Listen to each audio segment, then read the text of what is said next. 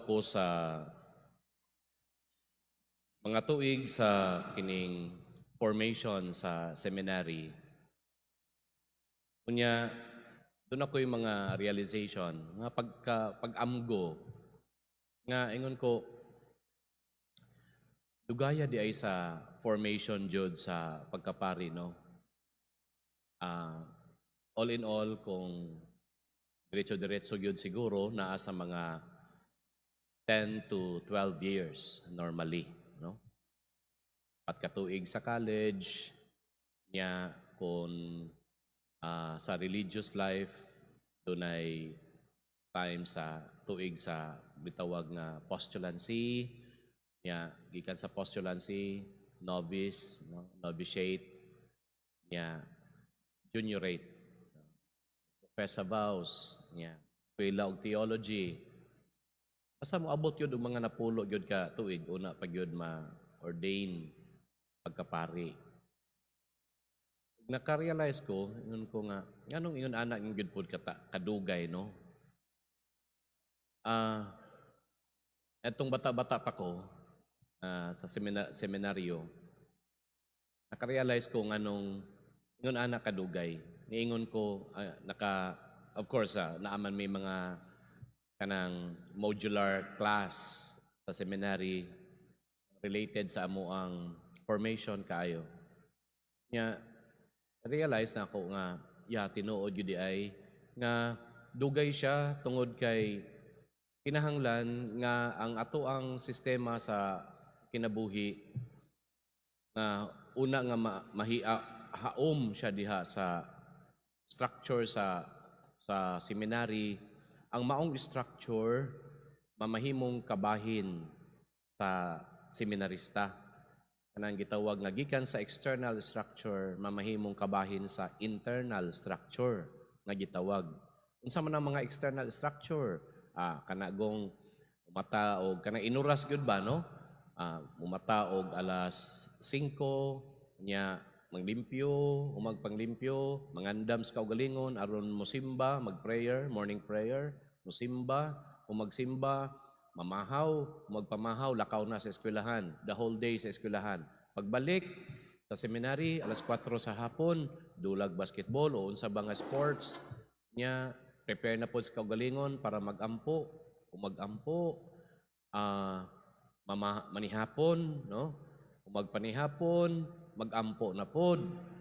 Napada ay indoor games, no? Indoor games, nya mag-ampo na pod. Umagpag-ampo, study time, study period, isa og tunga sa oras. Unya una pag yun mga tulog, alas 10:30, ampo na pod, no? Una yun matulog. Nya, muna ng routine, no? Now, kining external structure, importante kay ni. Muna nga sa kinabuhi sa seminarista, dapat ma-internalize yun ni tanan. Internalize. Aron nga kining external structure mahimong kabahin na sa internal structure dayon-dayon sa aron nga mapari kabahin na gyud sa kinabuhi. Aron nga bisan og wala nay bell nga madunggan mao nay sundon gihapon. So naadyoy time sa pagtuon, pagkaon, pag-ampo ug uban pa nga buluhaton. So mo na ang kabahin yun sa kinabuhi gikan sa formation hangtod sa pagkapari. Ug wala natapos ang maong gitawag nga formation. Kining atong gihisgutan nga bag-o lang, gitawag na siya nga initial formation. Kumapari na, all the more nga magpadayon ang pag-umol, ang formation. Gitawag og ongoing formation. Ug diha sa ongoing formation, diha karon nga punto, akong na-realize, balik lang taw ko, nag-ingon ko nga, kaniadto no, eskwela, study og philosophy, diya, study og theology. Ang ako lang dong gihunahuna kaniadto no, nga mo pasa, makapasar. Di lang kay makapasar, aron na ay ikapanghambog, yung kamot yung study, aron nga dako grado. Ana, magyun ang mga estudyante, no? Gusto yun na. Nya sa seminary di po na mawala gyud ang sense of competition. Kay gusto lagi na sa dean's list, no? Nya kanang syempre dako man pud nadungog god. Kalipay man god pod nga ang paningkamot nagbunga. Pero kaniadto god ang unahuna, gusto lang yun nga mo kuan, mo sikat. Una nga nakarealize ko kay grabing paningkamot kaniadto. Ang tanan nga pagpaningkamot sa pagtuon diri ra gyud, no? Dapat unta gyud to gikan sa utok, gikan sa kahibalo, munaog yun na siya diri sa kasing-kasing. Okay? Nya pag naog nga sa kasing-kasing, mahimo na ng kabahin sa tao, sa seminarista, so that ang tanan mga gitun-an gikan sa philosophy to theology, labi na gyud sa theology, kay ang sentro sa pagtuon sa theology mao man gyud si Hesukristo, no? Ginoo. Mga kining nahimong kabahin sa seminarista nga nahimong pari, okay? Ang kinabuhi sa pari, hinay-hinay nga naumol nga mahisama kang Kristo. Munang gitawag nga configuration to Christ, no? Ang kinabuhi di ay gyud sa seminarista o hinay-hinay hangtod nga mapari o kinatibukan nga kinabuhi sa pari, hinay-hinay mahimo siya nga mahisama kang Kristo. Mao na. So taas gyud siya nga programa, no? Dili siya madala og kanang 5 ka tuig, 10 ka tuig. No, not even enough. 20 years, not even enough. Nanlandugay gyud siya, no? Of course, it goes with grace, unya ang cooperation sa tao sa grasya sa Dios. Mga nga igsuon, ako ning gipaambit ang maong kabahin sa akong kasinatian. And this is in general mao ang proseso o kasinatian sa mga kaparian o mga religious tungod kay ang atong Ginoo diya sa ebanghelyo karon ni San Marcos nagbutyag mismo sa maong proseso that the process of becoming more and more like Christ, that the process of becoming closer and closer to Christ, that the process of becoming more and more intimate with Christ is really matud pa niya aron makig-uban kanako. Kinahanglan nga magsugod ang tanan sa pakig-uban kaniya. Nga niining pakig-uban kaniya, kining labi na yung kasinatian sa mga apostoles, kining napulo og duha nga gipili sa atong Ginoo aron mahimong iyang mga apostoles. Nasayod ta ang word nga apostoles meaning to be sent, no? Ang ipadala sa misyon. Pero una pa mahitabo ang misyon, kinahanglan nga ang napulog duha moagi una sa gitawag nga pagpakig-uban kaniya. So, ang una nga stage, ang sa pagsunod sa Ginoo, mao ang pakig-uban kaniya. Importante kay pakig-uban kaniya o kini ang tumong sa atong Ginoo nga ang napulog duha makakat-on sa iyahang panghunahuna o sa iyahang kasing-kasing. Aron nga dunay gikan sa pagkasayod, no? Knowledge, then it goes down into that forming that intimate relationship, no? Pagkasayod and then moadto sa pagkasuod, that intimacy. Aron nga mulalom ang ilahang panag-uban, dili lang kay sa kahibalo, kundi all the more diha sa paghigugma kaniya. Unya, para asa maning tanan?